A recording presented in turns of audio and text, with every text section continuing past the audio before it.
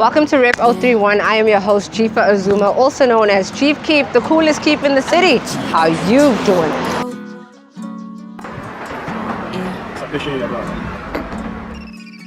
I'm on the road. So I'm sure you're wondering what Rep031 is all about. Well, we're basically a lifestyle show where we talk to people, we go to places, we eat some food, and of course we get to put on some clothes and be all about the 031. Today we're at KZNSA, which is a gallery based on Bulwer and Davenport Road. Today we will be talking to Skhindi, who is the rapping taxi driver, aka Mugabe on the phone. And later on we'll be speaking to Kim, who is also the gallery director at KZNSA. And I sneeze from that snow. I got the drip, I got the shit you can't afford. You can never ever pull up where I'm from. Making niggas turn up and roll up when I perform. G.O.D. that's the boy. I got the soup, I got the sauce, I got the soy. Getting liquor, sipping super and I'm on. Okay, today's artist needs no introduction. He is known as Sanele Ngobo, aka Skhindi, the rapping taxi driver. We're still gonna find out where he got that name from, but he is joining us today here on Rep031 as our first guest. Skhindi, thank you for joining us on Rep031. How are you doing? I'm good, and you, Jeef? All is awesome, beautiful. You know, it's a good day. Showcase. All right, so, you know, obviously, I'm sure most people would like to know, where did the name Skhindi come from? Obviously, I have my own story, but let's hear yours. Well, obviously, I used to play a lot of sports as kid, so I had Skhindi from soccer. And then when I was driving taxis and all of that, I used to wear the same soccer Skhindis ended. So the clinician was Skhindi and people started calling me Skhindi after that, so yeah. Okay, so my story was kind of like maybe because of your height. Oh, you hear the distance? No, not even. I'm playing. Yeah, so, okay, so you drive taxis as well. Yeah. So you're the rapping taxi driver. The rapping taxi driver. So, like, tell me how that whole thing came about, you rapping and then the taxis as well. Yeah. Well, I started driving before I was rapping. Obviously, I started driving kids to school. Okay. So before taxis, I'm malum, yeah. So malum and so fresh, and then I ended up driving taxis after like 2 years of malume. And then that's when I started rapping after that day. And then I met with Tino. Then I thought I was going to be a writer for Tino and write his, because I knew all of this lingo and ways to put songs together and ideas in my head, and I just needed someone who I can give these ideas to. But then I ended up using them for myself, and and I just became the rapping taxi driver. Okay, so let's go back a bit. Who is Sanele Ngobo? Sanele Ngobo. Born and raised in Durban. I stayed in KwaMashu, stayed in Red Hill, I stayed all over the city. I stayed in 12 different places in Durban. Other than many places? I had a hectic youth. We were moving around a lot with my brother and my mother. I was into sports a lot, so that's where I got my competitive nature from. I thought I was going to be a professional soccer player. That didn't work out for me. I needed another way for me to be famous, and I was just thinking, what can I do to be famous? Fame was always in the pipeline. I just wanted to be in the spotlight for what I can do.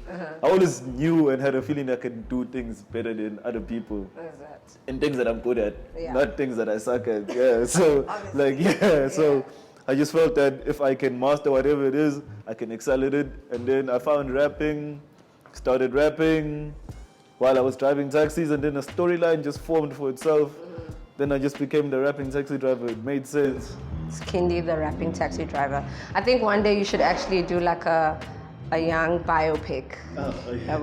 Because I don't think there's a lot of rapping taxi drivers. Yes, I could be the first. I don't know. There's a lot of myths and stories of guys driving, but like, I don't know. A lot of guys had taxis like Imagu by their homes and all of that. Maybe their father or their uncle was the driver, and they grew up around. I don't know if there was someone actually actively driving and funding their music with e-taxi. Yeah. So when, as you became this aspiring rapping taxi driver, that's how you funded your recordings and your craft and everything. And then I've seen you like on the socials and I've seen you grow. Tell me about that growth. Yeah, I think it's just people relating to my story the more and more they hear my music as well. I'm not someone with a lot of music, so I can say that it's the relatability of my story. Yeah, well, so yeah, as people get to see me and they, hey, rapping taxi driver, how ganjan, and then they get attached to that, and then oh, he's also a dope rapper, and then I think just the two combined makes for. So besides the people, do you think you're a dope rapper? I'm the one. You're the one. I'm the one. Do you think like you're the next best thing to come out of Durban?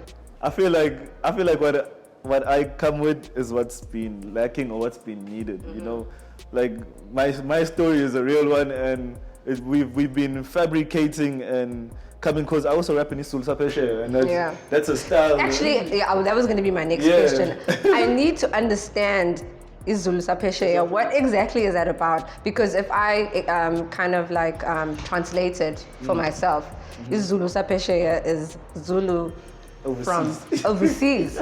So Sapeshe, I think at first it started off as, for me, I wanted to rap Zulu, but I feel like Zulu, so it's not like a matter of ukuthi mhlambe angikwazi ukushaya ikasi rap or whatever, but for me I needed something bigger and more interesting, because it was trending in the same direction. Jala, my careers all over that are rapping in ikasi rap, you know, it's a small dip up and then it goes down again, and I didn't want that for my career, so I think Zulu Sapeshe made it interesting to rap in Zulu. It brought flair, and Nanoguti, there's a lot of cheese boys and Namatano. So the Isapeshe part, is it like you adding English to it? It's the skr. It's the skr part of this suit. Okay. Yeah, so right. that skr on as cool all the time, basically. So so it's like kind of like a cheese boy kasi vibe, skr you know, all together in one. Yeah. Oh no, that's dope. Yeah. And I see the movement, like the momentum has grown with this Isapeshe. So it's you, Tino, Dando. Yeah, and Celestial Mike. And I think it's not just to put names on it. Obviously, we're the ones who did it first, but like, it's things that other artists are doing. I'm seeing big songs on TV. I won't say names, but like up and coming artists are blowing up with songs where they're rapping in Zulu Sapeshe and they used to rap in English only. Are they cramping your style? They're not cramping my style. I love it because this is what we needed. I think people needed a way to relate in South Africa, and especially in Durban, because like in Durban we speak like this, like in Kuluma Ganjena, like, and then when I write in English, then I come back in Zulu Ganjena. So it's just It's all like wordplay and just how you flow. And basically. it makes sense for everyone, and that's why I feel like everyone is definitely gonna be on Isapeshe style. Isapeshe, yeah. Do you guys like have a dance or like a, like a Millie Rock or something? Be out here dancing. Oh, you're not about the dancing I'm not life. about the dancing life. Okay, so how are things going like right now? We'll get to the Melanin records like just now. But like before you got to that point, how have things been going for you in terms of your Zulu Sapeshe, Skhindi, the rapper? How's it been going? Yeah, I think I've been enjoying the process. It's been the process that I was expecting coming in, because I came in with a plan. I won't lie, I didn't come in thinking, I wonder what I'm gonna do with this rapping thing. I came in with a plan. I knew I'm gonna be the rapping taxi driver. I knew that I'm gonna rap like this. I knew this is what I'm gonna bring to the table, and I knew this is who I'm gonna attract. Before all of it. So the plan is coming together. I'm Nandi, and I don't know. I'm living it as it is. So the first video that you did was Young O. Tell me a bit about that. So Young O was a special one for me because that was me as Skhindi coming out. I had no music recorded. I just had a bunch of songs written, and because I knew no one in this music thing, I was writing from the rank, and I think that's how Zulu Sapeshe came about, because I was writing in my style and in my way with no one teaching me or me feeding off anyone's energy. So Young O, when I came with Young O, that's when I met all the producers. That's when I met Audio Sims. And that's when I met the people who linked me up with the people that I'm working with today. Yabo. So, yeah. It was kind of like the catalyst, the kickstart to where you are right now. Skhindi. And then I know there's also Nkabi on the phone. Yes. Now, I watched that and I was like, whoa, okay, this shot. Yeah. Like, what was that about? Were you beefing with somebody? You could say, I wouldn't even call it a beef. I feel like it was a song that was necessary at the time to deal with the situation I was in. Yeah. And I love that. Like I said, I'm competitive and I want people to come at me so I can feel inspired. You know, when things are just cool, I'm too relaxed and I don't care because I don't know. I just don't care if there's nothing happening. I need things to happen. I need people to feel a certain way towards what I'm doing so it can lift my socks as well. So that song came out of a situation and it's gonna be my lead single for this year, and I'm grateful for situations like that. Yeah, no, definitely. I was like, yo, this song here, right there. I was like, okay. No, I felt it. Okay, like you said, it wasn't beef. Yeah. But I watched that closely, and I was like, yo, okay. It is beef. Got you, it was actually fun to watch because, you know, I've realized something that a lot of people sometimes resort to violence now instead of going back and doing those back and forths, like battling, back in the old days where we were in a street battle or whatever the case is. So I enjoyed watching that, and I think it got a lot of people aroused. Yeah. Because I think also with that, a lot of people got to be like, who is this Skhindi dude? Because that thing is fire. Yeah, for sure. All right, so then there's Kumawa Dog. Yeah. Kumawa Dog. People need to go out there and check this out. You guys recently shot the video. What inspired you working with DJ Wobbly, Celestial? I know you guys managed to meet, obviously, in the circle because I think that the music circle in Durban is rather small. Yeah, we are our own type of thing. And then you guys worked together on that song. Like, how did the collaboration come together? Yeah. So, obviously, T-Bag, DJ Wobbly, they host sessions at their flats. They have a studio there. And then we were getting into a rhythm of making a certain type of style of music, and then meeting up with Celestial Mike and coming in with Dando and Tino and Alpha and all of these guys that I'm working with today. It's just, we wanted to do things differently, and the intention was to make the song a back-to-back verse with a hook like this, with a vibe that's have a bridge that's gonna be like a choir, and you know, just we're trying to make hip-hop as good as it can be, but also as local as it can be, you know. Okay. Yeah. I've noticed that you guys have like kind of become a clique, and then boom, Melanin records. I was like, okay, I see y'all. So you guys literally kind of started a young clique, and then that same collective kind of have now started like a music label. How did are you allowed to speak about who's the actual sources behind Imaleni? Because I know a lot of people are like, okay, whose record label is this? Who's it for? Let us know. Who's it for? Who's it for? It's exactly what you're saying. Melanin came about from the music we were making. So we recognized that this is bigger than just songs. And then working with like OT Bag and working with Wobbly and them. So it's people who understand that this is bigger than what we think it is, and you need a stable of some sort to push forward, you know, because if there's no record label bringing us together, then it's just us as individuals, and then we're going back to this Durban doesn't come together thing. So the record label is backed by people that believe in us, firstly. Obviously, it's backed by them, and it's our idea of how we want to move forward. So from the name to the way we're pushing, it's the artists, it's the DJs, us coming together and being like, hey, this is what Durban needs, and this is how we're going to do it. I know that one thing Melanin has done has literally excited all the artists in Durban, because now there's our own hub where we don't have to go to Joburg now to make it in the industry. And is Melanin open like to other Durban artists? Well, obviously we're the first. We're the first, so the focus is you guys. People want to care about Skhindi. I'm playing. You want to share the attention. I'm playing. I'm playing, but like, yeah, it is exactly what you're describing it as. It's a new hub.